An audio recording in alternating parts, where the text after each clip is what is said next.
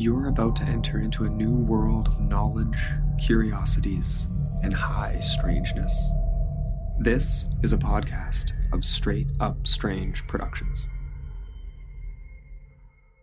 You're listening to Mysteries and Monsters.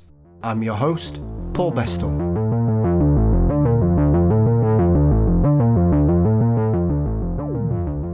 It's a warm welcome back to paranormal investigator, psychic and author John Russell as his latest book, 20 Ways to Increase Your Psychic Abilities, hits the shelves worldwide. John and I look at tackling the negative aspects of the paranormal portrayed on television in the modern era, and why we shouldn't ever take for granted the official line on parapsychology and remote viewing in light of the UAP hearings. We'll also look at some of the topics covered in his new book, and revisit one of the loveliest animal ghost stories you're ever likely to hear, featuring Gizmo the cat.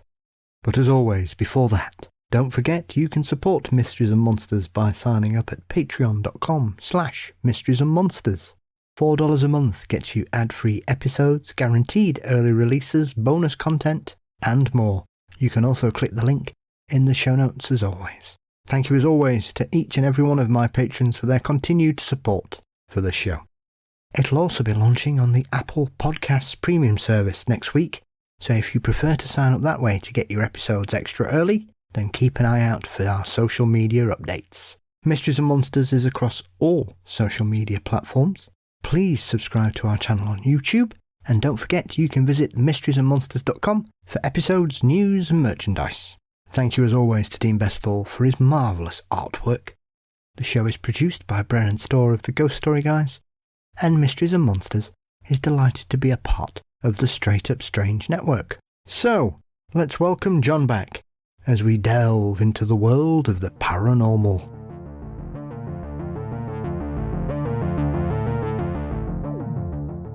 It's a warm welcome back to paranormal investigator, psychic, author and medium John Russell. With over 50 years' experience in the field, John has a wealth of knowledge, with numerous encounters and offering paranormal assistance. With 3 books now under his belt, there's always something happening for the world psychic John Russell. John, welcome back. Paul, it's so great to be here. We always have such great conversations, and it's fun to talk to each other about the weather there and the weather here and kind of catch up on things. And we just always have a great time. We get to talk about a lot of great things, and it's always a pleasure to be interviewed by you, my friend. I appreciate it. It's always nice to find time for you to come and speak with me, John, as well. I know I mean, we've laughed about this several times since it happened, but obviously we originally did this interview 5 months ago, and right. I suffered the awful realization just as we finished that for some reason my system had not recorded our conversation at all. Right. And as I told you, that happens with me sometimes. There was another UK podcast that we did, and the same thing happened there, and we had to re-record it. I have a history of me and my psychic powers and my guys on the other side affecting electronics and electricity and all kinds of things. So it gets pretty bizarre sometimes. Well, to be fair, I'm so used to it these days, John. It doesn't happen often, and it was the first time it had happened to me for nearly 3 years. Wow. So yes, you've certainly got a special effect. Yeah, there you go. I mean, since we've started speaking, John, this is your 3rd appearance now. Right. We've chatted about numerous things. The one thing that's always struck me when we speak about your work, your experiences, your writings, your assistance is you view the paranormal as a mostly positive experience, which is a real sort of difference to, I think, the modern cultural interpretation of the paranormal. Right. Whenever you watch a show these days on television, everybody's frightened out their wits. Everybody's running about screaming. People are going to houses and they're saying to people, oh, you've got terrible evil demons in this house. You need to get out. And then they go and leave them with these terrible evil demons, John. Right. Do you think, as with anything in life, when it's something that's in the cultural touch point, they tend to focus on the worst case scenario and promote that far more than the reality of it? Because ghosts and hauntings and things seem to have gone through a real shift in modern culture in the last 30 years to gone from this kind of inoffensive, occasionally shocking hauntings with people just wandering about to close to death, terrifying experiences where people are chased out of homes. Yeah. Well, it has undergone a big change, Paul, and not for the better. And I do view the paranormal as probably 95, 98% positive. In my lifetime, I've had way over 1,000 physical paranormal manifestations in my life that I've experienced now. And all of those have been positive, beneficial, uplifting, and on numerous occasions, not just one, but on numerous occasions, literally life-saving. And I've watched the paranormal zeitgeist change over the years and over the decades. As you mentioned, I've been a professional psychic for 50 years now, and I've watched everything change over the decades, and not for the better.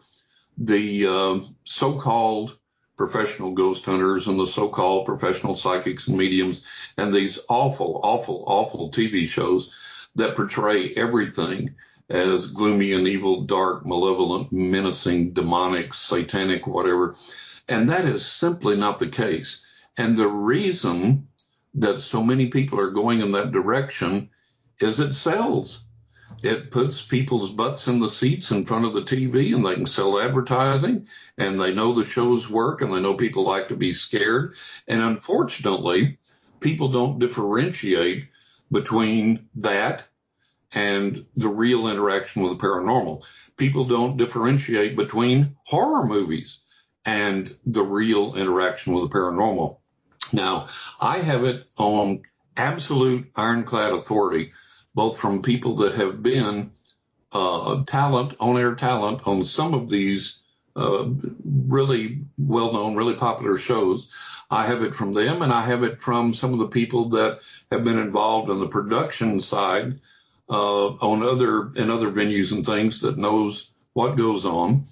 That in a lot of these shows, the on-air talent is asked to scream at a certain point, asked, can you work up a cry? Asked to jump and leave the room and run out of the room and all these types of things when nothing went on, simply for the sake of provoking a reaction and trying to titillate the viewer, which, of course, does nothing to help anybody, does nothing to promote anything or to promote any paranormal understanding or anything. So what we see on TV is by and large faked or fake or wildly exaggerated or not pointed in the right direction to begin with. And I believe, as we talked before, one of the big names in the industry has been called out now for faking evidence on his TV show. So this is something that goes on. Now, I think the reason that people are susceptible to the idea that there's something demonic or scary or evil or satanic or harmful or whatever, for one thing, we go through this knee-jerk reaction based upon our religious upbringing. And especially if you've had a strong Christian upbringing and the Bible, the Bible approves anything paranormal that's in the Bible. And the Bible is full of paranormal circumstances, floating axe heads and talking animals, and the prophet calling a bear out of the woods to eat the kids that were talking. I mean, there's all kinds of paranormal things in the Bible. And with the Bible, it's okay if it's in the Bible. If it's extraneous to the Bible, then the Bible condemns it. So we grow up with that, and anything that happens, if it's not happening while we're sitting in the church pew, if it happens in our home, our knee-jerk reaction is, our default reaction is, oh my God, this must be something satanic or demonic or evil or something to lead me away from the Lord. It didn't happen in the church or whatever. So we have this knee-jerk reaction. That's where we go. And I think people are frightened of the paranormal, not only for the religious reasons, but they've been told all their lives that it doesn't exist or else it's demonic. So we've covered the demonic aspect, and they've been told also that it doesn't exist. And then all of a sudden something happens on the physical realm that they're not imagining. It really occurs, and people are having to acknowledge, oh my God, there's this invisible realm that's interacting with the physical realm I see. There's this greater reality out there. Now, what do I do with this thing? And is it trying to harm me? And what do I do? I had when I shot the TV pilot for the History Channel. At one place, this lady came up to me and she said, "Oh, John, I've got to talk to you when you get a break. In the filming, this ghost tried to kill me." I said, "Oh my God." I said, "No, the ghost, no ghost tried." She said, "Yes, this ghost tried to kill me. I'll tell you when we can talk." And I said, "Okay." So we get to a break in the filming, and I go off in a private room there in the house to talk to the lady. And she tells me that she's standing at the sink washing her dishes, and from across the kitchen, this cupboard opens up and a plate flies out of the cupboard by itself across the room with such force that it hits the wall by her and shatters and falls to the floor. She said, "See, a ghost tried to kill me." So immediately I knew what had happened was that the other side had been trying to get her attention and communicate with her, as the other side does with all of us. And they had specific things they wanted to give her in her life, specific intuitive guidance they wanted to make her aware of, and they wanted to help her. And she had been ignoring this and pushing this away. And when I questioned her on that, by her own admission, yes, she had. She would get these little inklings or these little happenings or intuitions, and she'd just push them away. And so finally the other side was so desperate, they were like, "Okay, ignore this. You're not going to be able to ignore this action." And I said, "They weren't trying to hurt you. If they were, they would have hit you." I said, "They're just trying to get your attention, and they're showing you their frustration with you ignoring them." And I said, "Here's how you deal with this, and here's how you open up to this. And now this is going to be something beneficial in your life that helps you." And in another occasion, when Sylvia Brown was alive and was on TV, this woman called me one day and she said, "I saw Sylvia Brown on TV, and she said, if you want a ghost of your own, just ask and a ghost will come to you." And she said, "I thought that sounded like fun, so I did, and I got a ghost, and now I don't want the ghost." And I said, "Okay." I said, "Here's why." And the interesting thing was she moved from the house she was in, and the ghost followed her. So the new place that she moved to, all of a sudden the ghost would set off all the car alarms up one side of the street and then down the other side of the street in sequence. And the neighbors thought, okay, it's her, because this never happened until she moved in, so they called the police on her.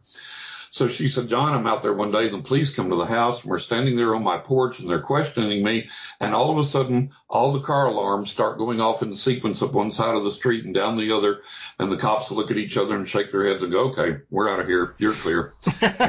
So she said, "All right, what do I do?" And I said, "Okay, you asked for a ghost.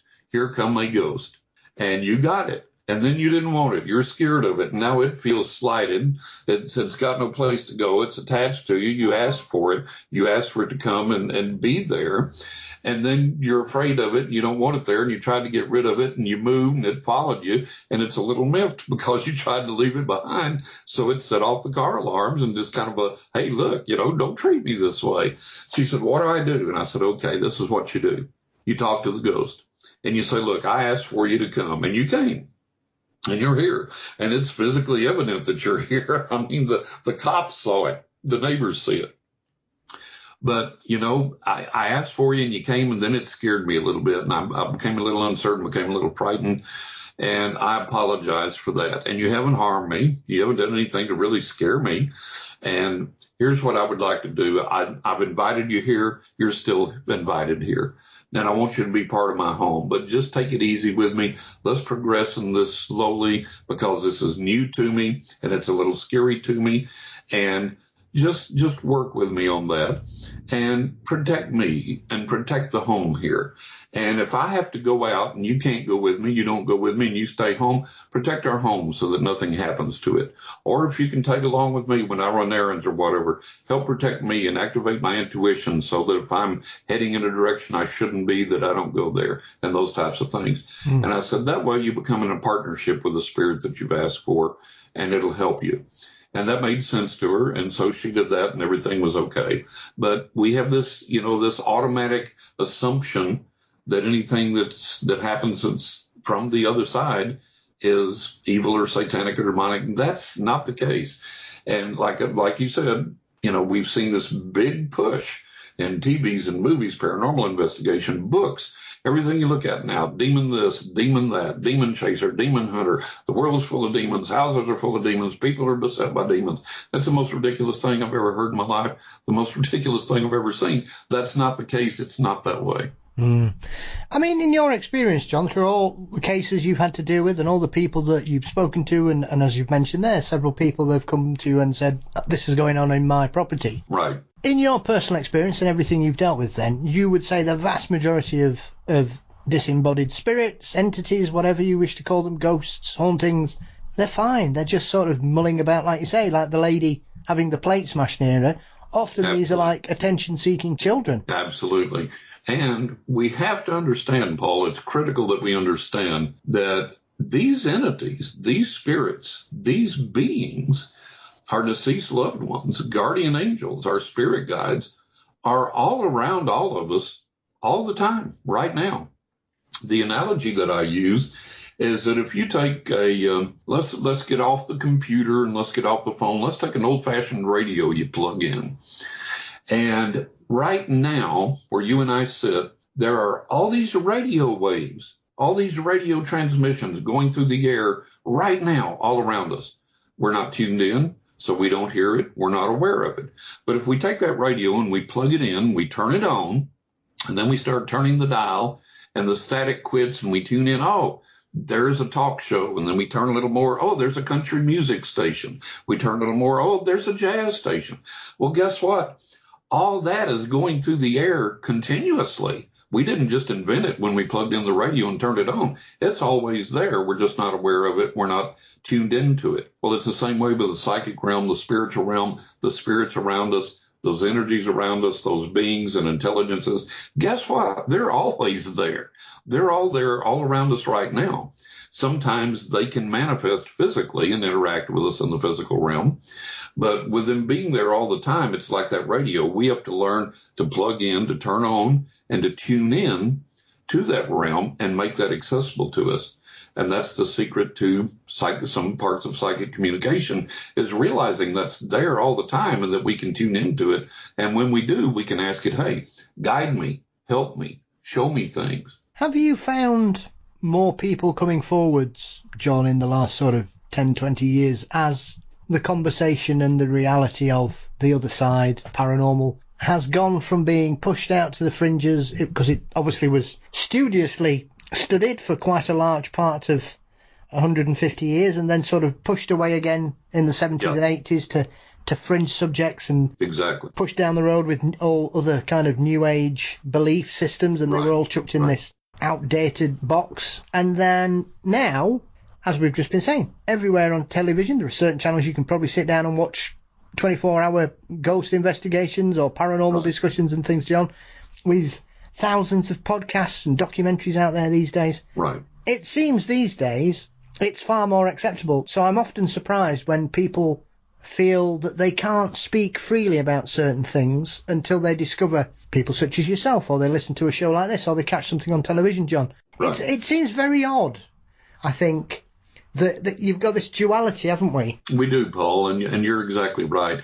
And you hit the dates and the timing and everything exactly on what you were describing, like particularly back during the 70s. I remember it was just, you just didn't talk about these experiences, or people thought you were mad, or that you were hallucinating, or that you were a crackpot of some kind. You could lose your job, you could lose your friends, you could lose your family. So it was pushed way back on the back burner, and then the pendulum did swing the other way, as you said, and it became a little more acceptable, a little more normal, a little more visible. Unfortunately, I think the pendulum, in spite of everything we've done, and in spite of the progress we think we've made, the pendulum always swings back the other way. And I think that's begun to happen a little bit now. I've noticed in a lot of the podcasts that I've been interviewed on that there's a lot of people that are very openly skeptical, to the point that they're antagonistic and hostile toward a viewpoint that there could be a psychic, that there could be someone such as myself that can actually see into people's lives and could accurately and honestly predict their futures. I've run into a lot of antagonism, a lot of hostile skepticism in regard to that over the past year or two. And so it seems like that pendulum is going back the other way. And then, in spite of the fact that, as you pointed out, we have these TV shows, we have these documentaries, we have the U.S. government acknowledging that UFOs are real, that they're physical objects. And now we've had a whistleblower come out and say, yes, we have recovered craft. Yes, we have recovered alien bodies, so on and so forth. And in spite of all of that, people still hold on to this. I don't know if it's a skepticism, a hostility. I don't know what it is, but I think part of it may find its roots back in that extreme right-wing Christianity, where anything that's viewed outside of a certain paradigm is suspect, demonic, evil, satanic, or whatever. I remember watching a documentary about UFO investigators and the remote viewers, and our own remote viewers that the U.S. government employed, our U.S. military employed, and that's well documented as fact that happened. And they were making the statement that there were some members in Congress that were so staunch right-wing Christians that they would say, if there's a UFO, it's demonic. If there's alien creatures, they're demonic. If there's remote viewing, it's satanic. It's an evil source of energy. We don't explore those things. We don't investigate those things. We don't allow those things in. So that's one of the things I think that continues to hamper a real research, real investigation, and people's acceptance of their experiences as that attitude continues to put a damper on everything. And I think that maybe with all the people that are coming out now and really pushing for a real disclosure, particularly here in the U.S., maybe we're going to get beyond that. I hope so. We have a congressman here, Tim Burchett, that has come out recently and is very, very vocal about, hey, this is ridiculous. Time to let the American people know what's going on. And I believe that he is sincere, dedicated, and of course, being a congressman, he's knowledgeable. After we got our little 9-page report here in the U.S. that was made public, I think Congress got something like a 90-page report, something like that. Yeah. And it was rumored that people in Congress were saying, holy cow, this thing reads like a sci-fi novel. So we know it's real. We know it's there. I've had several experiences. Lots of people I know have had several experiences. And so, why the cover up? Why is this being kept under wraps and not disclosed to the American people, especially since it's gone on forever and a day? So that's something I've never been able to wrap my head around. And it's obviously there's some power structure there that wants to keep this all to themselves for whatever reason, maybe money, maybe power, maybe both, whatever.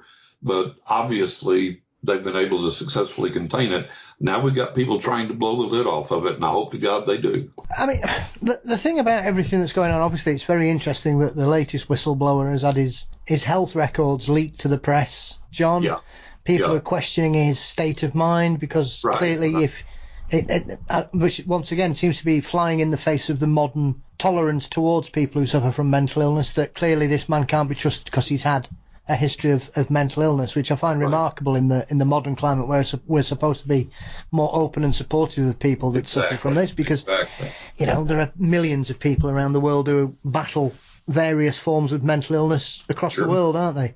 Yeah, absolutely. But what struck me about all this, everything that's happened since that article by Leslie Keane and Ralph Blumenthal in the New York Times 6 years ago, I think, was that they'd said for years after Project Blue Book shut at the end of the 60s they weren't doing it. And then it all came out that, they were actually still carrying on investigating. Exactly. Which, for somebody like me, John, makes me think, well, does that mean MK Ultra's carried on then and they've just never talked about it? Has Project Stargate carried on? They've never told about it? It has, because it's proven that these things worked. They got results for the governments.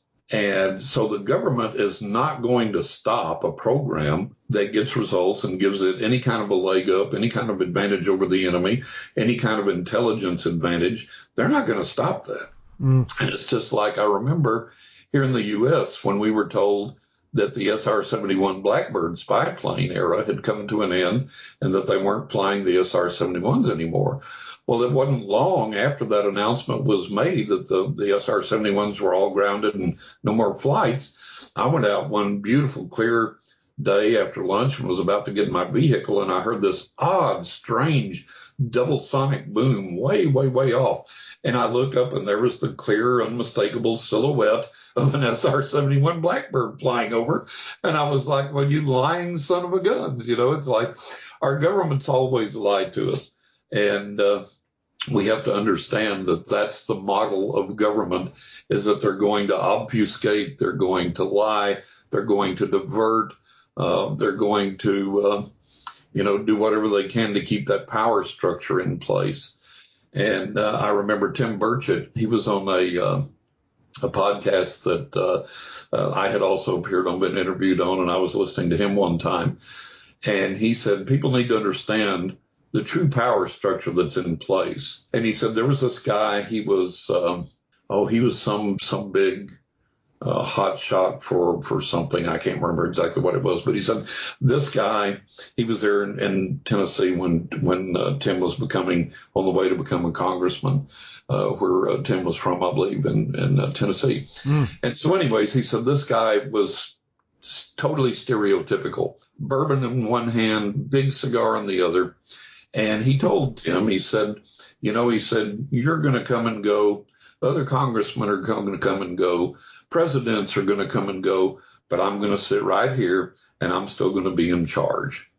And he said that's exactly the way the power structure operates. And we have this illusion that, okay, we're going to elect so-and-so and everything's going to be okay. Or we're going to elect so-and-so and prices are going to go down. Or we're going to elect so-and-so and we're going to get the truth. And he says that's not even close to how the power structure works. And Tim Burchett said on the air, I think more than once, but I heard him once in this podcast say that if he were to reveal to the public right now what he knows, that he would die by suicide by 2 bullets to the back of the head.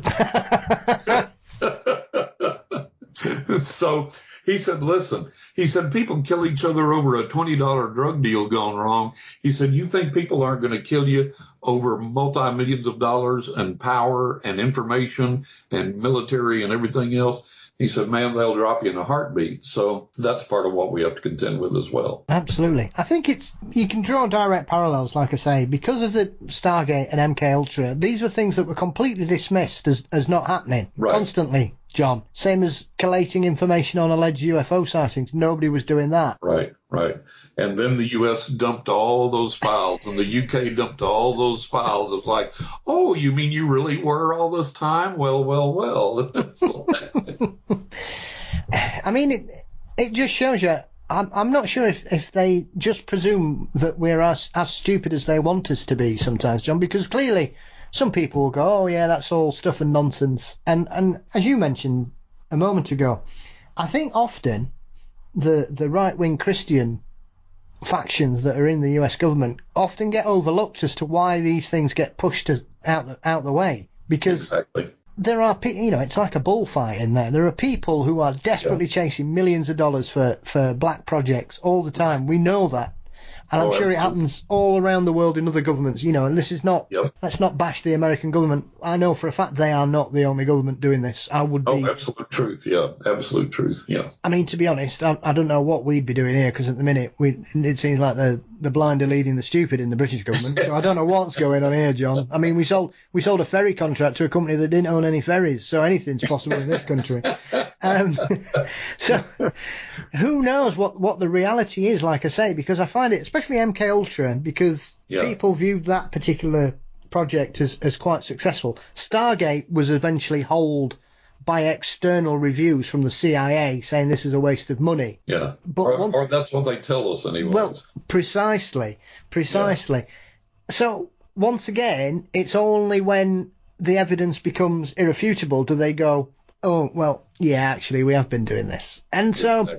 Exactly. Why do they think we just think that they're not doing anything else? Because if they've been doing this for UFOs and desperately wrapping it up in layer and layer and layer to hide it even from their own staff and their own finance teams. Right. You can't tell me that none of the other projects are existing in some form or other out there. Oh, absolutely. Absolutely.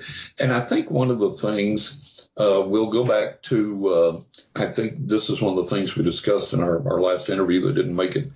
I think one thing that keeps people from really wanting to examine this and really wanting to push for disclosure, it may be fear, and not religious fear, but just, oh my God, if they're here and that advanced, what are they going to do to us? I don't want to know. So that may be part of it. Another thing is that, and here's the part I think we talked about in our last interview that didn't make it. Back in 1998 in Roswell, New Mexico, there was a thing called Alien Encounter 98. And Stanton Friedman was there lecturing. I got to see him in person. I went there to do readings, psychic readings. And so one morning I always get up really early anyways. And so I was up early and I said, well, I've got to go and see, before I start, I've got to go see the Roswell UFO Museum. For God's sake, I'm here. I can't not go see it.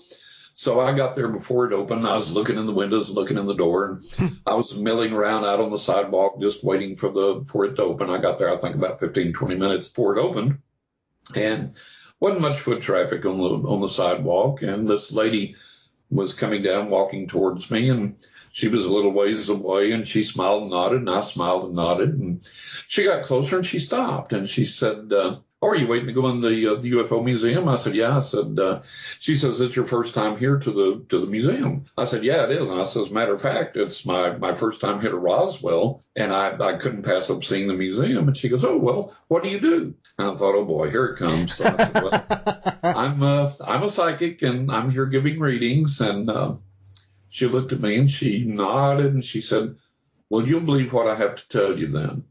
I said, "Okay, this is getting interesting." So she said, "When I was a kid, me and my brother were outside playing, and we saw the UFO come over and crash off over in the distance." And I was like, holy cow, now you have got my full attention. So she said, we were old enough and we had seen enough that we knew it wasn't a blimp, it wasn't a balloon, it wasn't a plane, it wasn't a helicopter, it wasn't an experimental aircraft. She said this was a UFO. And she said from the way it was flying, we could tell that it looked like that it was in trouble. And then we saw it crash off over in the distance. And I was just gobsmacked. I said, my God, I said, have you come forward and been interviewed or come and talk to some of these people that are doing research and things? I said, this is one of the most incredible stories I've ever heard in my life. And I've never seen you on TV or anything. And she said, no. She said, no, I've never come forward for an interview or anything. And I said, well, why not? And she said, well, after this happened, we had people come around that were in the military, that we knew were in the military. We had people come around that may have been in Congress or whatever. We're not real sure. And then we had people come around. We didn't know who the heck they were. But all of these sources came knocking on doors, and the basic message was, and sometimes given directly and not implied, the basic message was, if you talk about this, you and your family's bones are going to be found out in the desert. And so she said, that terrified all of us. And she said, even if there was a person that said, well, I don't fear the government, I don't fear the military, I don't fear any of this, I'm going to talk. Well, they may not fear, but what are they going to do to your family? And you feared for the safety of your family. So she said that was an effective way to shut everybody up. And she said there were many of us that were threatened that way directly. They would come to our homes, knock on our doors, and say, you didn't see this. And if you say that you did, your bones are going to be found out in the desert. And all of a sudden, she snapped her head left and right a couple of times up down the street and said, I'm sorry, I've said too much. I got to go. Bye. Nice to meet you. And took off nearly at a run down the street. So for a lot of people, that fear is still there for the threats that they've had. And I think that's another area that we have to penetrate and get beyond and find some way to protect people when they come forward. Absolutely. I mean, there are numerous examples of the US government even doing strange things to their own staff. Obviously, the famous, famous case is obviously what happened to poor old Frank Olson when his boss decided to dose him and all his colleagues with LSD. LSD, yeah. Just to test how malleable it made them. And obviously Olsen mysteriously died. I've never accepted the oh yeah, he was really depressed, so he threw himself out of the hotel window. Yeah, I don't believe that either. And the witness didn't hear anything? Yeah, all right. And then the Tuskegee experiment, where we experimented on guys with syphilis, yes, or tuberculosis or whatever, and didn't tell them. Yes. This is what's going on. It's like Agent Orange in prisons. Yeah. Oh. Yeah. And so it, if anything, John, it makes me chuckle that they think people are so gullible, and they wonder why some people are really into conspiracies. We've just named 4 there are actual facts. Exactly. And then I remember reading a book, the United States of America, we've been one of the biggest gun runners on the planet that there is. And I remember reading a book about, it was written by a reporter, the guy that broke the story that the CIA was peddling drugs in Compton and other places to finance arms and revolution and other countries to pay for that. And I read a book, read the book by the reporter that broke that story. And it was like, all of our governments do a lot of clandestine things, and they do a lot of experiments on their own citizenry. That's an absolute fact. No conspiracy theory there. It's truth. And, people say, well, if that's true, why don't we rise up and rebel? Well, we have, and it hadn't done a heck of a lot of good. You're fighting money and power that's entrenched. And I tell people, I say, one of the ways to fight that money and power is with psychic power, with spiritual power. And if we can get together and group together and use that power for a common goal to break these things open and open these things up and to make these people reveal what's going on and hold them accountable if need be, that's where our victory comes. They may have the money and power, but we have that spiritual power if we'll learn how to use it and if we'll band together in numbers where there's strength. Something's got to change eventually, John, one can hope. Exactly. But I think it's up to us to make that change happen, bring that change about somehow.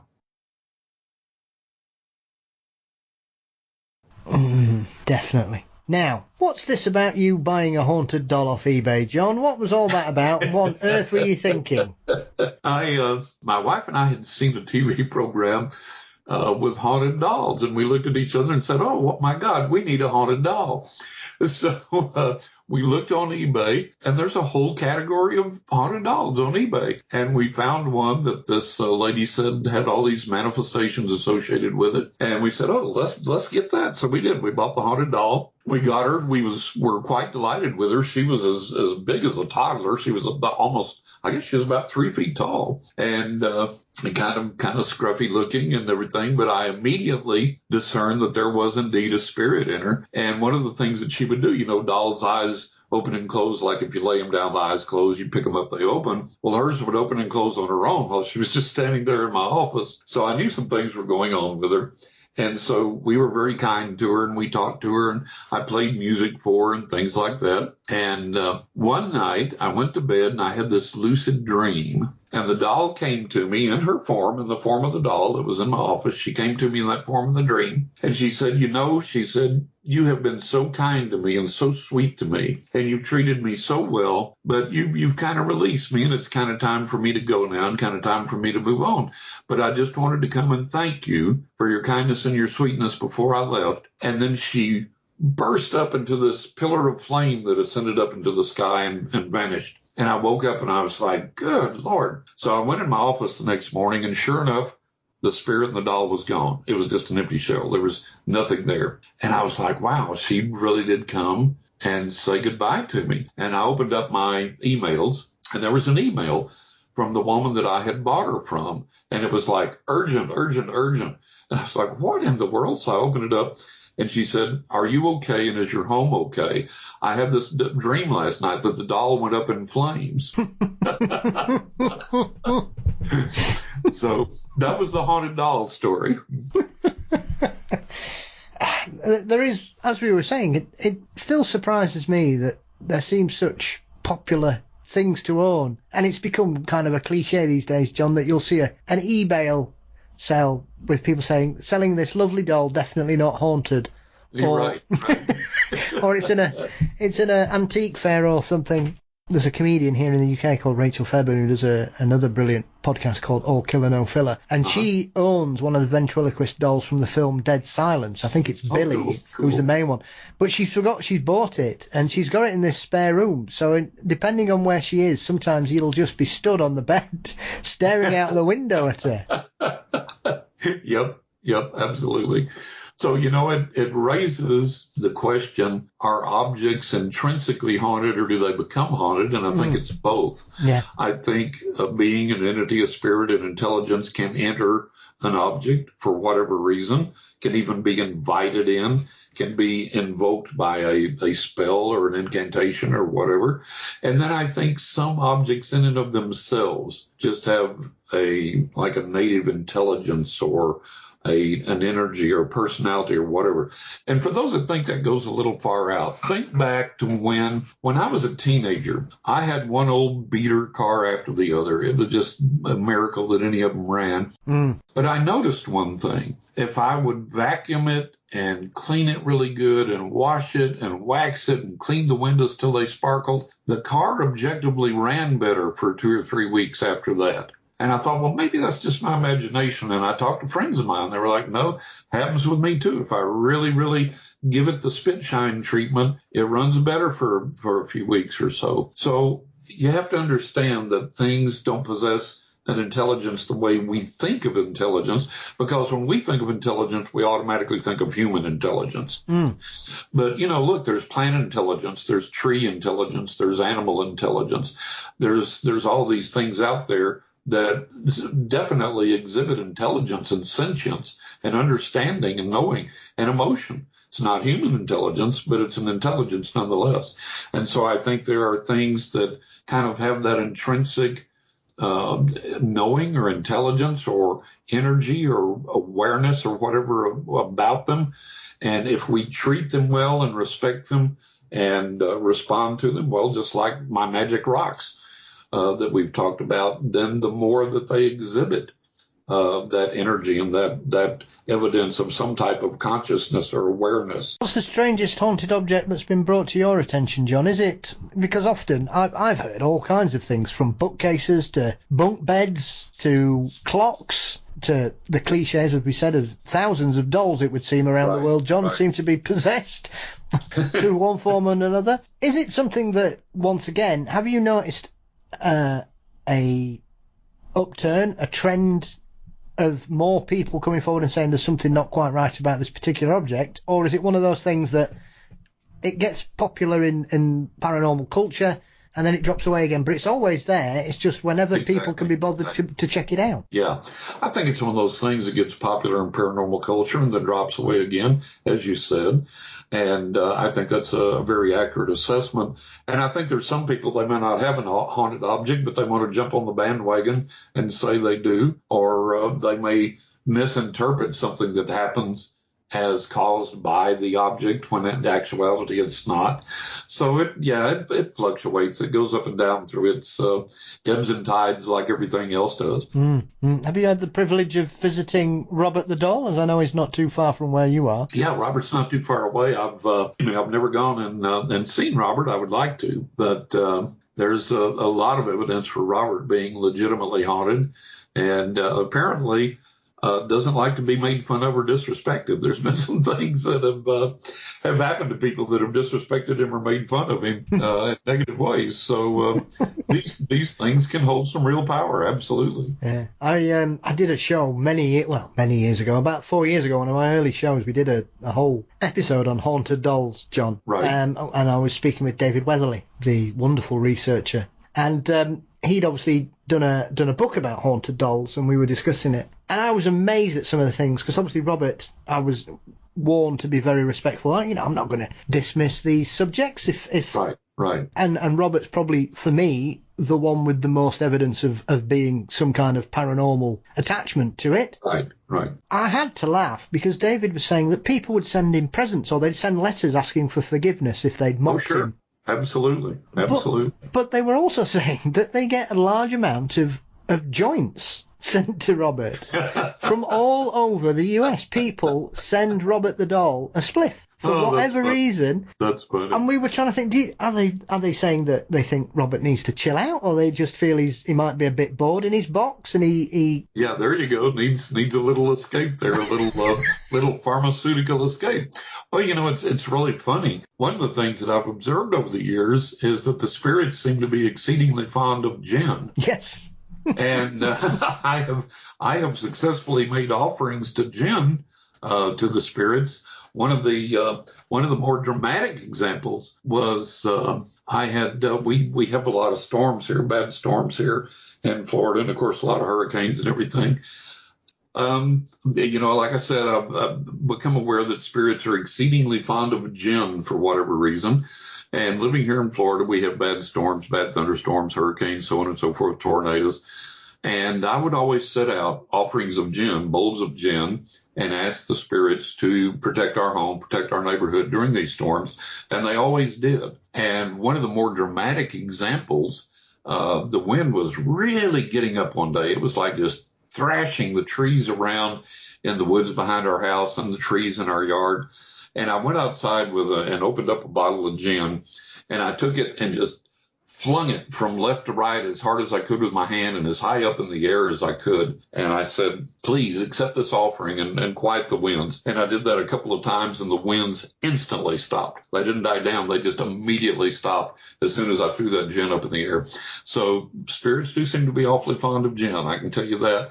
And it is proper to give offerings to spirit. As a matter of fact, in my third book, my new book, I have an entire chapter on offerings to spirits and how and why and so on and so forth. So yeah, it is interesting. I mean, do you think that's some kind of extension that people have continued into the modern era based on how they would leave gifts for the Fae and hobbits and boggarts, John, who would be in their houses, and therefore they've continued to use that in regards to making offerings to spirits? Or do you think that primarily, I'm not aware of the Fae being very keen on gin. I might be mistaken. There could be some little people out there who have got a real fondness for that particular spirit.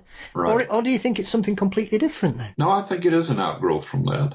And I think it's kind of a return, and we need those returns to prior times where people were closer to the spirits, closer to the fairies, closer to the earth, closer to the sky people, made those offerings, invoked their help and invoked their guidance and respected their environments and respected the earth more.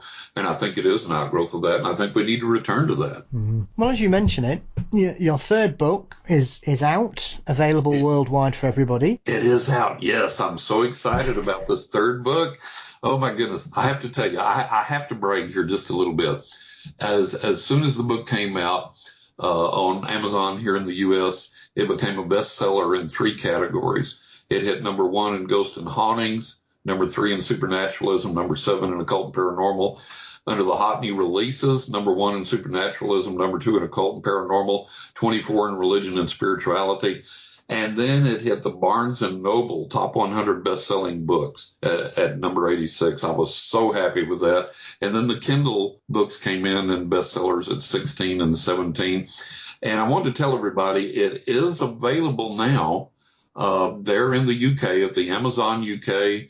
The paperback takes a bit to get because I don't believe they're stocking it right now. They have to order it from my publisher, and it has to come in, so that could take like a month to get there. But the Kindle edition is available at Amazon UK right now. So you can download that immediately at Amazon UK and get the Kindle edition of my new book, 20 Ways to Increase Your Psychic Abilities. And Waterstones there offers the paperback. I don't think they offer the ebook yet, but Waterstones offers it online. And so it is available in the UK. But like I say, you can go to Amazon UK, get the Kindle edition right now. And this book is really exciting to me, Paul. Each chapter takes one specific spiritual tool or technique. For example, the first chapter is on psychometry. I define it. I lead you step by step by the hand, tell you how to learn it, how to practice it, how to get good with it, and then the real world application of it. And I've got chapters on candle magic, offerings to spirits, how to find the perfect mate, learning how to scry, that is, use a crystal ball or so on and so forth, to begin how to learn to use the tarot cards, how to conduct an old school seance, how to use the Ouija board, how to do this, how to do that. So I've got 20 chapters. And my goal in writing this book, Paul, was to say, okay, there's so much dogma and ritual and tradition out there that doesn't amount to a hill of beans. People say you have to cut a willow switch on the third full moon of the year at midnight and wear purple and shave your hair for the spell to work. And that's nonsense. What I wanted to do was take all the techniques in this book and say, if you want to learn how to do this, this is how it is, this simple, this easy, cut and dried. You don't have to have anything expensive. You don't have to search for any hard to find artifacts or herbs or implements or anything. Most of the things in this book you can do without anything or with the things that you already have in your own house. It's that simple, it's that cut and dried and that easy. And most importantly, it's effective. It works. I've taught these things to people over the years, and these are things that the other side has taught me directly that I have used and I have practiced, and I know they work. And I've passed them on to my clients over the years, and I thought, I need to set this down in book form and get this out there so everybody can use this because it's simplified, it's easy, it works. It's going to bring you results if you do it like I tell you and practice it. The persistence is a key with anything, but you'll begin to see results very, very quickly. Some people begin to see results immediately, like particularly in the practice of psychometry. The way that I teach that, most people can get results for first session. So I'm really excited for people to get this book. What, for me, I think, John, when you create a book such as this, is the hardest thing, I suppose, looking from the outside, is, as you mentioned, how to start it. Was this one of those situations where you knew the topics that you wanted to cover and they started off in a particular order and you've moved them around? Because I think for most people who are looking from the outside in, they would probably say, well, why are you beginning with psychometry? Why not seances or something like that? What was your sort of rationale behind that, John? Because for me, yes, I'm not going to say I'm an expert, but I'm aware of what psychometry is and what it's used for. Right. I'm quite fair enough. I'm like, yeah, that's fine. But for you, do you think that's an easy lead in to these kind of subjects? I do. Of everything that I've taught people to do over the years, because I've held little seminars and I've held groups, I've conducted all kinds of meetings and things, taught people how to do things, held little workshops and things throughout the years. And for me, the easiest thing to teach to get somebody started on is psychometry. It's just so easy. And people get good results from it right away. And so for me, that was an easy lead into the book. It's something that people can do. You just need another person. That's all you need, and an object that one of you knows the complete history to. And it's that simple. It's that easy. And so for me, it was a real easy lead in. It's something that's easy for people to learn. And it's like anything else. If you experience either immediate or quick success, you're going to say, oh, I can do this. I can do this. Let me see what else I can do. If I can learn this, I can learn how candle magic. I can learn how to attract the perfect mate. I can learn how to look in a crystal ball and see things and get the guidance I need. I can connect with my guardian angels. So for me, it was like a gateway in the sense, okay, let's start them off with something simple and easy that I know they can do and get results with.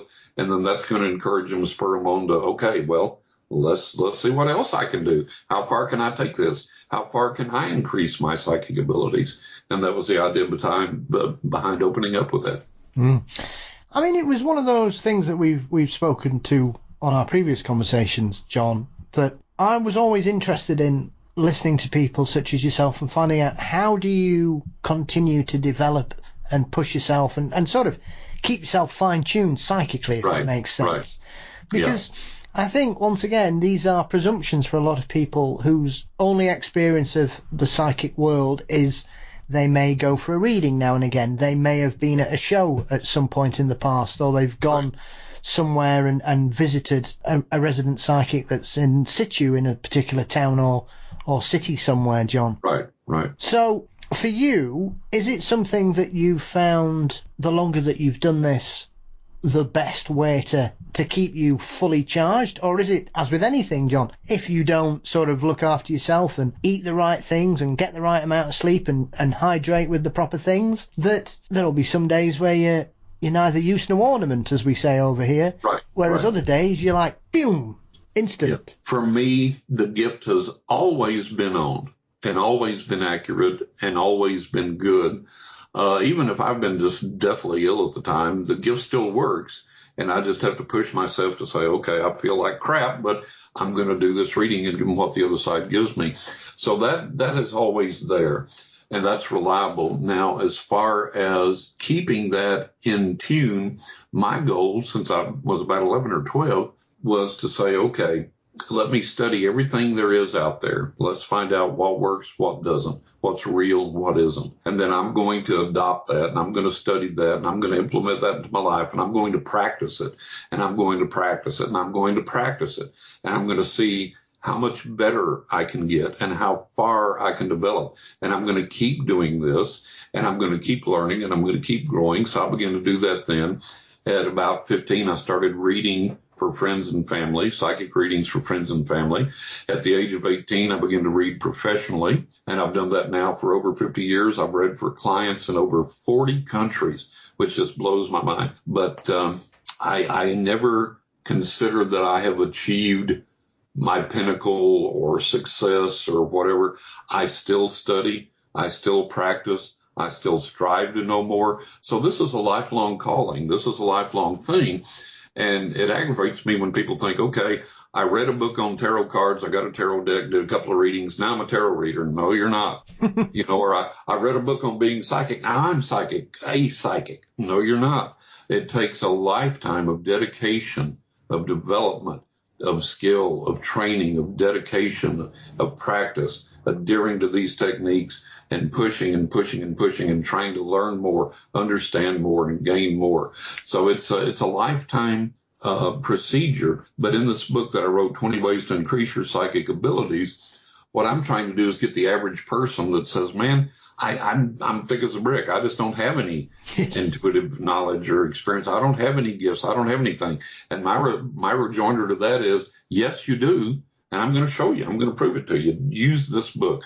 Do it exactly the way I tell you and practice it and give it an honest chance. And you're going to discover, oh, wow, I really do have some ability here. And then for the person that has a little more than average ability, they're going to find tools and techniques that help them to grow even more.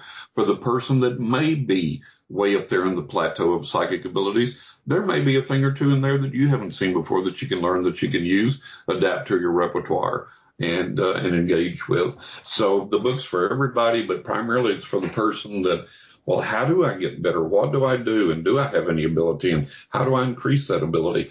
You're the person this book was written for. Have you found it over the years, John, that there are certain skills that you've had to work on more than others? Because once again, a lot of this is all presumption. And I'm somewhat surprised sometimes where you will hear people and they will talk about psychics or whatever as though everybody has the same set of skills, whereas that's clearly not the case and has never been so. Certain people are better at different things. Exactly. For you, John, has there been aspects of it that you've really had to work more to bring it up to the level of other things? Or is it that kind of, if you just practice everything reaches a nice level where you can utilize different aspects at different times depending on the circumstances? The latter. It's been that way for me. I've never said, well, I'm a psychic, but I'm not of this, or I'm of this, but I'm not of that. When I started learning, when I started practicing all of this, I was like, okay, let's see how many things are out there that I can do.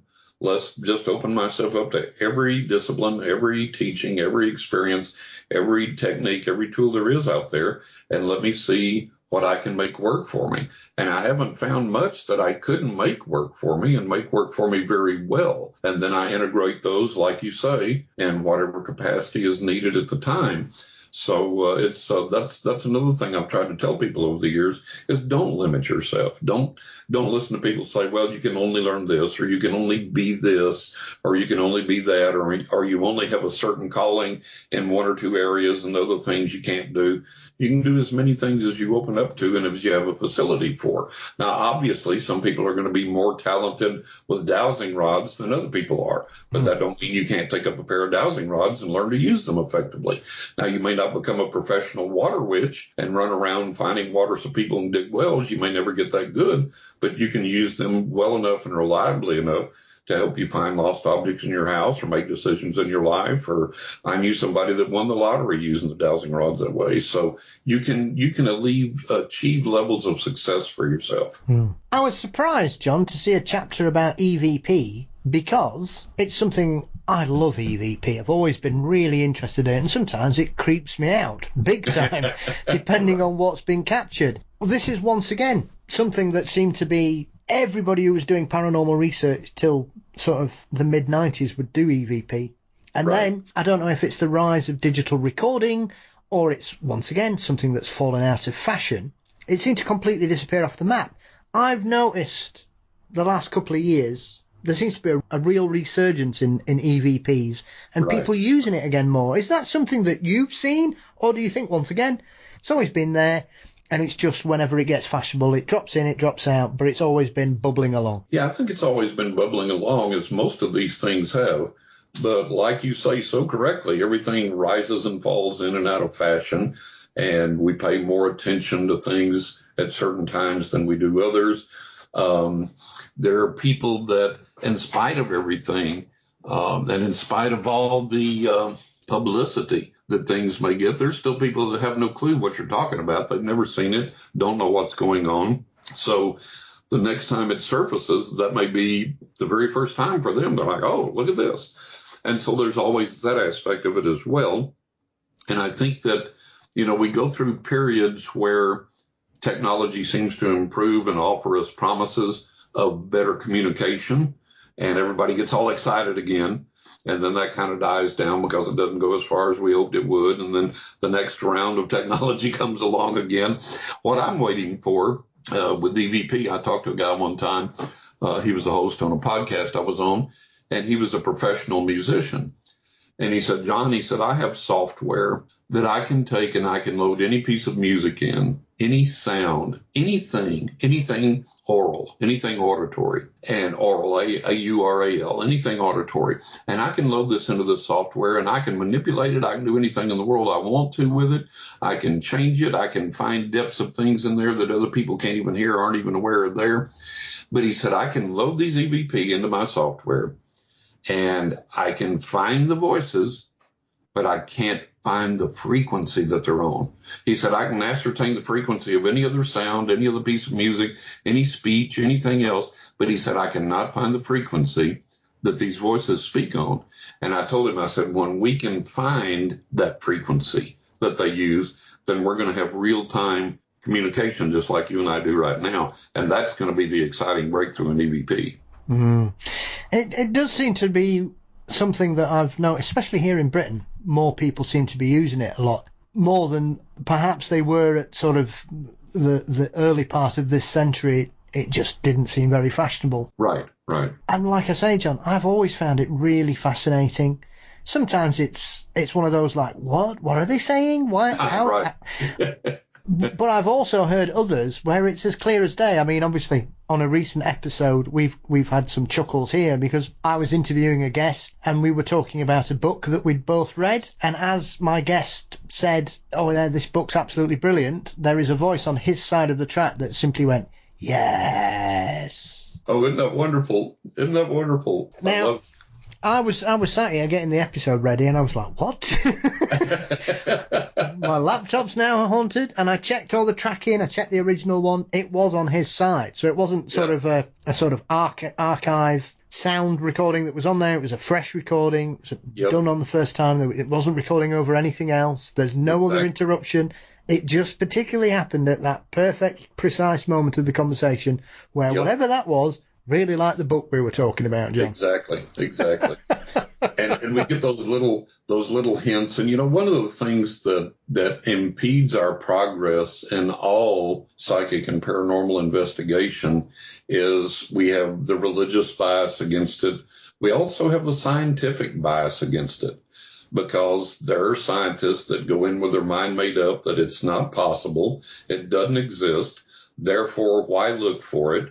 Why experiment with it? And if you do get anything, that's easily explainable. I can explain that away. And that's their mindset going in, instead of going, hey, there might be something to this. Let's see if there is. And, I look at Skinwalker Ranch, and the experiments they've conducted there and the evidence they've gotten. They've got video of UFOs. They've got video of portals. They've got video of hot and cold spots. They have video of where the rabbi came in and did the chant, opened up a portal. They have video evidence of where the Native American drumming group came in and drummed, and there was like a labyrinth up on top of the mesa that began to glow when the drummers were drumming, and they caught that on video. There's video evidence of that. And when the drummers started drumming, they said, "We're seeing shadow people over here walking around, a shadow person walking around among the rocks, and we're hearing footsteps and shuffling like rocks being moved around by footsteps and things." So, these things are real. They're there. But even the Native American drummers, they said, "Okay, we're kind of spooked. That's it for the night. We're leaving." And it was like, oh, God, I wish I could have been there, because that would have been my meat and potatoes. I'd like, keep drumming. I'm going to go up and see if I can interact with the ghost, with the spirit, whatever it is, So we have our difficulties that impede us going forward in this, even from within the paranormal community, and especially if somebody wants to go, oh, well, it's demonic or it's satanic or it's malevolent or this or that. And if that's your assumption going in, that's the conclusion you're going to draw. And, to do better, we're going to have to marry science and the paranormal. And we're going to have to be open-minded. We're going to have to go in and say, okay, what if? And then we're going to have to get those results and not explain away the results. I mean, if it is obviously explainable, where you're doing an EVP recording and this is Captain so-and-so on flight so-and-so coming into Heathrow, and you check it out and that's what was flying over and what was happening, okay, that's explainable. If you get that and there's no flight in the air that day of that number, nothing going over at that time, and you research, find out that the captain flew that flight and died a year or two ago, then you've got something. But you got to be willing to do that, to be open, to explore, to try. And I think we have to understand that science can't do it all. We've looked at science as being the answer to all this stuff. Science isn't even close to catching up with the paranormal. And we have to understand that. Scientists have to respect that. And likewise, there's people in the paranormal don't want anything to do with scientists. And we have to get over those biases, and we have to work together and see what we can put together. Absolutely. I mean, you only have to look at what's happening in the news, that they think they've discovered a fifth force. Yep. That is very interesting, because obviously it's from a rival lab to who runs the Large Hadron Collider. So I don't know if you've got a bit of scientific rivalry going on, but they're claiming they think they've discovered another reality that moves that forces these elements in our world about. Right. Which, once again, it's always surprising me that you will hear blasé statements about, well, science has the answer to everything. Well, it's only got the answer to what we've done so far. Exactly. And when we try and explain what's going on the other side of the universe, yes, our understanding is that the laws of physics must be the same wherever you are. But, there are planets in our solar system that have got moons where it rains liquid nitrogen and the temperature's 1,000 degrees, John. That goes back to the point of we look through everything through human eyes and through human understanding to this point. And we say, well, physics has got to be the same throughout the universe. No, it doesn't. Stanton Friedman, who I mentioned earlier, the great nuclear physicist and ufologist, he wrote a book called Science Got It Wrong. And he was a physicist. And he said, look, here's all the cases where science assumed things, presumed things, whatever, and they got it wrong. Science made these statements, these experiments, these postulates, whatever, and they were wrong. So science does get it wrong, just like we get it wrong. There is no science is not foolproof. There's no fail-safe in science that makes it immune to error. We have to understand that science is conducted by human beings. Human beings are prone to error, and we have to understand that. So we have to be open-minded on both sides, and if we can marry this together in a way that nobody goes in with a preconceived notion, but goes in with the idea of, that's kind of like why I like what they're doing at Skinwalker. They go, hey, let's do this and see what happens. We got a response. Let's do more of this. And they repeat it. But at the same time, they need some good shamans or some good psychics or some good mystics out there going, okay, this is who you provoked and this is who responded. And this is the message they want to give to you, or this is their lineage of being here, or this is their reason for being, or whatever. That's what they're missing to me. I I mean, it is remarkable. As speaking from my personal opinion, John, I've got a wide range of interests in all different aspects of weird and wonderful things. Right. And what we knew 50 years ago about the vast majority of them is very different today. And often there seems to be this perception, as you said, science is infallible, as everything is often portrayed in certain aspects, but they're not. People make mistakes. Exactly. I mean, I've been waiting for cold fusion since they started banging on about it since the mid-1990s, John. That's never turned up. Exactly. Anti-gravity, Exactly right. We were all supposed to be in flying cars by 2023. Yep. Where's that gone? I know. Exactly. And it's surprising sometimes that when certain other scientific disciplines or fringe things such as cryptozoology or spirituality and things like that are often poo-pooed as being weird, and then you look at some of the other experiments that have gone on, the people that have made massive, broad, sweeping statements, and it suddenly you never hear from them again because they couldn't do it anymore. Exactly. And that sometimes seems to be that in certain scientific disciplines, if it doesn't work, then they just stop talking about it. Nobody mentions it anymore. Yeah. Whereas when we talk about parapsychology, cryptozoology, anything like that, people go, oh yeah, it's full of hoaxes. Look at that fake. They couldn't repeat that. That's not true. But hang on. Yeah, but what people have to understand, just because you can fake something doesn't mean that the original or the real doesn't exist. Yes. You can fake a diamond, but there's real diamonds out there. You can fake meat now. Burger King has the Impossible Burger, which is a veggie burger. It's not meat, but there's still meat, out there. And magicians love to say, oh, well, whatever a psychic does, I can duplicate that. Well, sometimes I can, sometimes I can't.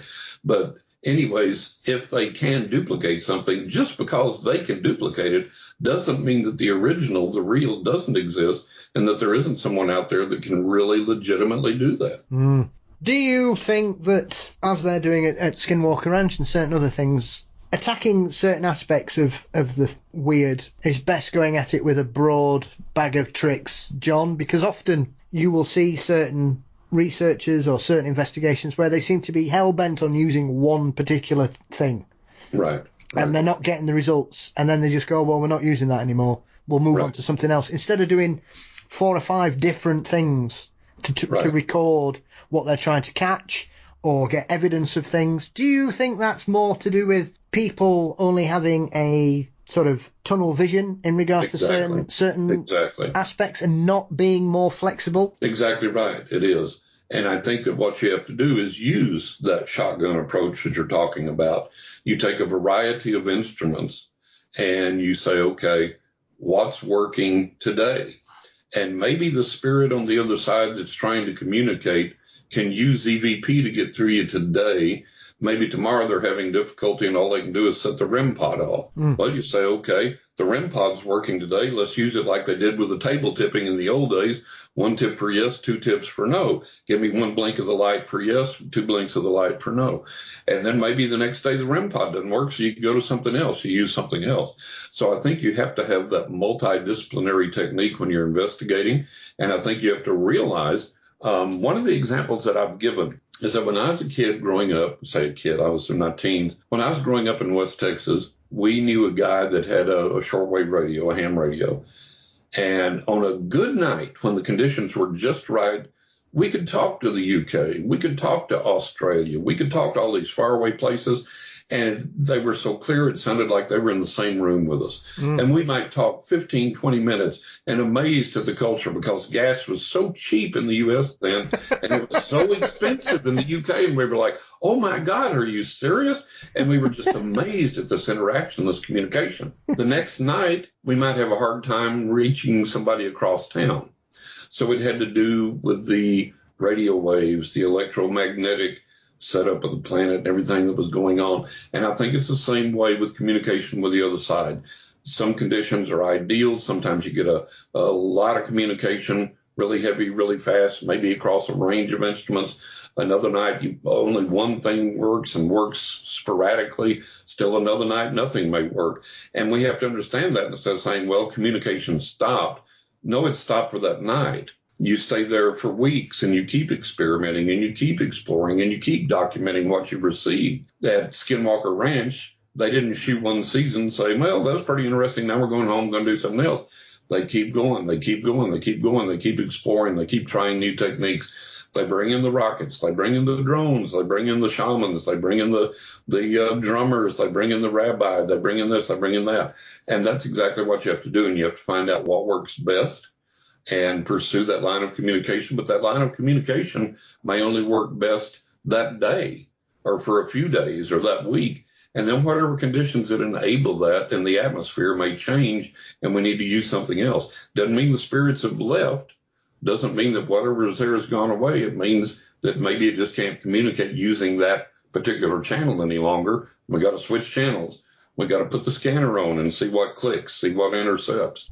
So for anybody who buys a copy of your latest book then, John, what for you is probably the key thing you want somebody to take away from it? Is it a wider understanding of the subjects that you cover, or is it perhaps discovering a latent talent that they weren't aware of, or is it to have a more enjoyable view of all aspects of what people can do rather than, say, focusing on Ouija boards or scrying or tarot cards? Having more weapons in your paranormal arsenal. Well, that's it. You know, my wife calls it a psychic toolbox.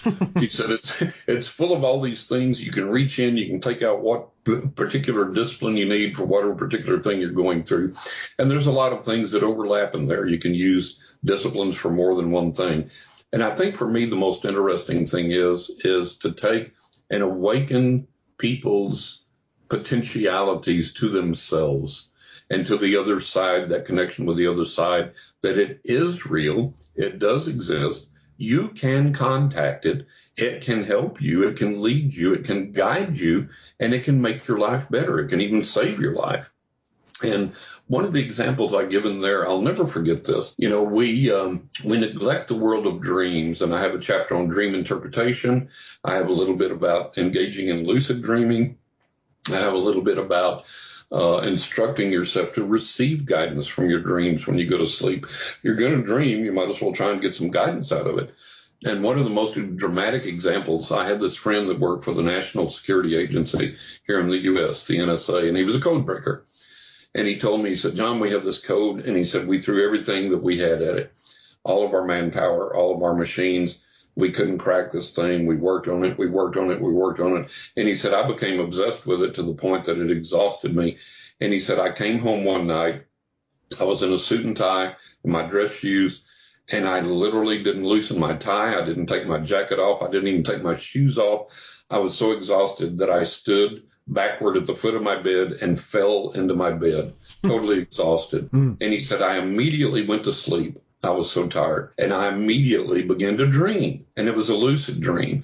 And here was this ticker tape parade going across the screen like on this ticker tape like on Wall Street that you see. And he said, here came the characters in that code across this ticker tape. And he said, I thought to myself in my dream, oh my God, it's followed me home. It's in my dreams. It's in my mind. I'm going to go nuts. I can't escape this thing. I'm going to go crazy. I'll never get any peace from this. I can't escape from it. And he said, suddenly the second ticker tape appeared right below it and began to stream below it. And he said it was the English translation of the objects in code, the symbols in code that were going across above. And he said, I woke up instantly and I remembered enough of it that I grabbed a pencil and paper and I wrote it down. I rushed back into the office and that was it. And we broke the code. And so we have to understand that the other side can communicate great things to us if we'll take the time to learn how to tune in, to practice tuning in, and then to act on what we get. And that's one of the things I hope people take away from this. It's not a book of party tricks. It's not for you to amuse people with. It's for you to gain real solid things in your life that you can use and make your life better and improve your life and get a better connection with the other side in a positive way, where you can get intuition, you can get guidance, you can be led, you can have protection, you can know things that you need to know. Excellent. Excellent. Well, it looks like an excellent book. I mean, you've got a wonderful foreword as well, written by J.V. Johnson, who's Yes. someone you've I would imagine have met on many of the paranormal circuits over the years. John, how did you get to know J.V.? I've been on J.V.'s show. I've been interviewed by him, I think, 8 or 9 times now, and we become friends through that. And I respected him and what he's done so much. You know, he was with the original Ghost Hunters TV. He's done right now. He's got Paranormal Reality TV. He's done Paranormal in Real Life, Beyond Reality, The Independence Gang. And I've been interviewed by him, like I said, several times. We became friends, and he was very complimentary towards my psychic talents and abilities over the years. And I said, you know, I'd appreciate it if you would give me a foreword, if you'd write the foreword for this book. And he graciously did, and included a really wonderful story in there to boot. Mm-hmm. So that's how I got the foreword from JV. Yes, I did like his description of being as sensitive as a brick. I know, right? And I think a lot of people feel that way, and it's like, you're not as sensitive as a brick. You just haven't been taught how to be sensitive, how to receive, how to understand, how to get these things. And that's what I do in this book, is teach you how to do that. Yeah. Have you had any more visits from some of your beloved former pets recently, John? I know whenever I speak with you or think of you, I always remember that wonderful story you told me about Gizmo. Yes. Yes. And obviously, I know you've had some incidents with Poe as well. Have you had anything else recently, or any sort of weird visitors? I have. It's so amazing. For people that want to read about Gizmo and Poe, that's in my first book, Writing with Ghost Angels and the Spirits of the Dead. Yeah. And in the story of Gizmo, there was a little kitten that it was actually our neighbor's, and he preferred us to the neighbors, and he came over, kind of became our cat. Yeah. And he was a little tabby, gray striped tabby kitten, and one of the absolute sweetest animals I had ever known in my entire life. And I would pick him up by his little paw and hold him and sing to him, and we would dance around the house, and he would just purr and purr.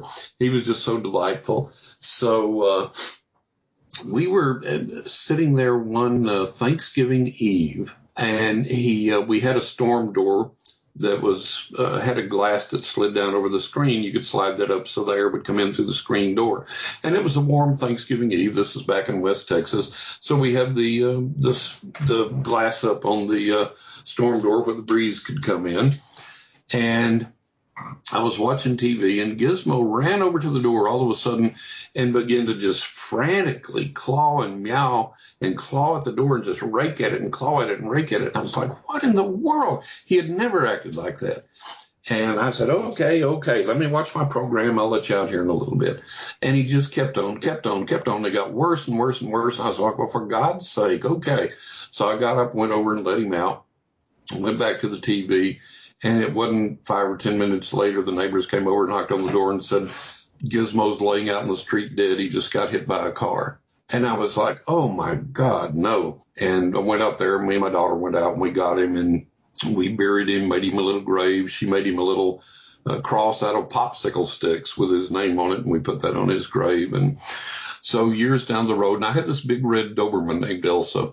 And she was infatuated with Gizmo, and he just kind of ignored her. And she just wanted so much to explore him and smell him, get his attention. Well, she was a big old 100-pound gal, just big old muscular Doberman, and sweet as could be with me and with him, but just he was kind of intimidated sometimes because she was so big. And so down the road, my wife and I divorced, and I took Elsa, and we moved into the old family home, and all this is in detail in the first book. And my mother had died. My sister moved out, and it was just me there by myself. And we had a washing machine in the house, but we didn't have a dryer. We had a clothesline out back when we went and hung the clothes out on the clothesline to dry. So I was one bright sunny morning early on a weekend. I was out changing a burned out porch light bulb in the porch light on the porch. And from around the corner of the house up onto the porch, running like crazy, meowing like crazy, come this gray tabby cat that was a spitting image of Gizmo grown up. And I was just shocked, and he just came running toward me, just talking, and he began to claw at the screen door to get into the house. And I stepped down off the step ladder and I looked at him. I said, Gizmo? And he just come over and was rubbing on me and purring and loving on me. And I opened the door and he shot inside. And about that time, the dryer stopped, or the washing machine stopped, rather. So I said, okay, well, I got to go hang the clothes out. And so he was rubbing on me and I was petting him and he was just carrying on. And so I got the clothes in the basket. I thought, man, this is the craziest thing I've ever seen in my life. And in the flesh, for God's sake. Yeah. And I just couldn't believe it. And I opened the door and went out to go to the clothesline. I was carrying the clothes basket, and he would leap up in the air and rub against the basket and then come down and rub against me and just talk. Well, as soon as Elsa caught sight of him, she let out this yelp that was almost like a scream of recognition. And he saw her and went running lickety-split for her pen and lay down on the sidewalk in front of her pen and was reaching underneath and rubbing and rolling. And she was just pawing at him and just grinning and just they were just going crazy like old-time reunion. And I was like, my God, this is the most incredible thing I've ever seen in my life. And so I finished hanging my clothes out and the Gizmo, I'm sure, was still over there with Elsa. And I was like, well, I'll go in and stereotypical all the time. I'll get a bowl of milk and put out. And so I went in, got a bowl of milk, came outside and called, here, kitty, went around the corner. No cat. Never saw him again. Never had a stray cat in the neighborhood at that time. And so I was like, my God, I said, Gizmo came back in the flesh to visit with me, to visit with Elsa before going on again to let me know that he's okay and that we'll see each other again someday. So all these decades later, my wife and I moved to this other home now in Florida where we're at. And my office faces the backyard, and I have these security lights installed, motion sensor lights installed in the front and the back. And the one in the back is right over my office windows, big window in my office. And I always get up real early. I'm usually up around 4 or 5. And I was up one morning, and through the blinds, I saw the lights go off in the back, the motion detector lights. So I came in my office and opened the blinds. I thought, what in the world's setting the blinds out? So I looked all around the backyard, couldn't see a single thing. I thought, well, that's weird. And I thought, okay, so whatever. So I closed the blinds, went on about my business. And then that night, I was sitting in the living room with my wife watching TV. And you can see into my office from the living room. And my wife was up, and I was sitting in my chair. She was up doing something, kind of coming in this direction, I think. And the lights went off again in the back. And I said, no, run back there, run back in my office real quick and open up the blinds and see what's setting that off. And so she opened up the blinds and she said, well, my God, or something to that effect. And I said, what? What is it? She said, there's this large gray tabby cat sitting out there staring straight into your office window, just staring. And I said, you're kidding me. And she said, no. And the description she gave me matched exactly the description of Gizmo as he was. And before I could get up out of my chair and get there, she said he just got up and just walked off and just kind of disappeared as he walked off. I was like, so I feel sure that Gizmo came back again in the flesh to say, hey, still here, still remember you, still love you. We'll see each other again someday. Oh, it always makes me feel warm and fuzzy, that story, John. Yes. I mean, obviously, it's something that's always interested me in regards to this. Do you get people who are wanting to reach out to a beloved pet? I would imagine you do, John, like I say, because I'm being house sitting for my mum, who's one of her former pets comes back in the form of, he used to wear a big silver chain, and you can hear it banging on the bowls in the kitchen occasionally. Yes, absolutely. Her current dog doesn't have that particular chain and doesn't make the same noise when he's eating. Right. And sometimes you think, oh, I was sat at her house the other day, I don't know, 10 o'clock at night, and I suddenly heard this jingle jangle, and I thought, oh, must be my dog, because I was doing a bit of dog sitting, so I'd fetch my dog over to look at with my mum's. Right. Turned round, my dog's fast asleep, sat next to me. My mum's dog sat looking in the kitchen with his head turned to one side. The noise went on for about 30 seconds. As soon as it stopped, my mum's dog went into the kitchen then. Yep. And that's evidence that people, our pets do love us. They do hang around. They do come back. They do give us signs that they were there. I write about not just Poe and Gizmo in the first book, but about the deaths of our 3 cats, and they all died at home. And they all had little peculiar quirks, little particular toys they favored, or like you say, little particular sounds that we associated with them that they made. And as each one died, not only us, but the remaining cats would hear those exact sounds that were associated with the cat that had died, and would perk up and run and look and alert to those sounds. So we heard them and the animals heard them. So they are capable of coming back and communicating with us, letting us know that they're there. And that's something we should be aware of and be open and receptive to. Mm. Well, without wishing to sort of gloss over the fact that you've got a highly successful book out there at the moment, John, that's hit the shelves in the last couple of weeks. Right. You've already started work on the next one, which is intriguingly titled The Crying Tree and the Magic Rock. Yes, my fourth book, and I'm about 2/3 of the way through it. And it's going to be kind of an amalgamation of book one and book two.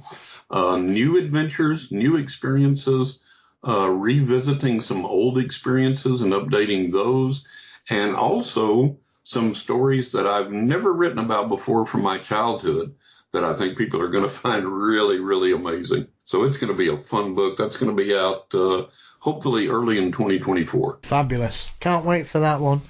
Well, John, it's been an absolute pleasure to talk to you. It's a delight. I appreciate it. It's wonderful. It's always lovely. Even when our conversations don't record, John, it's always a pleasure to speak with you. Absolutely. So where can everybody get hold of your work, follow you online, and keep up to date with what you've got going on, sir? Go to johnrussell.net. John Russell, all one word, JOHNRUSSELL, johnrussell.net. There I've got links to my books. You can get a reading with me if you desire, so on and so forth, find out all about me. Each book has its own website as well. So you can go to writingwithghosts.net, knockintheattic.net, or 20ways.net, and 20 is spelled out, TWENTY, 20ways.net. And each book has its own page with a description that tells you about the book.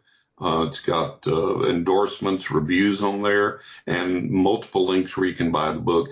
And like I say, it is available now at Amazon UK, at Waterstones and various other places in the UK, so people can get that there as well. Fabulous. Well, I'll put links to everything in the show notes to make it easy for everybody to track you down, John.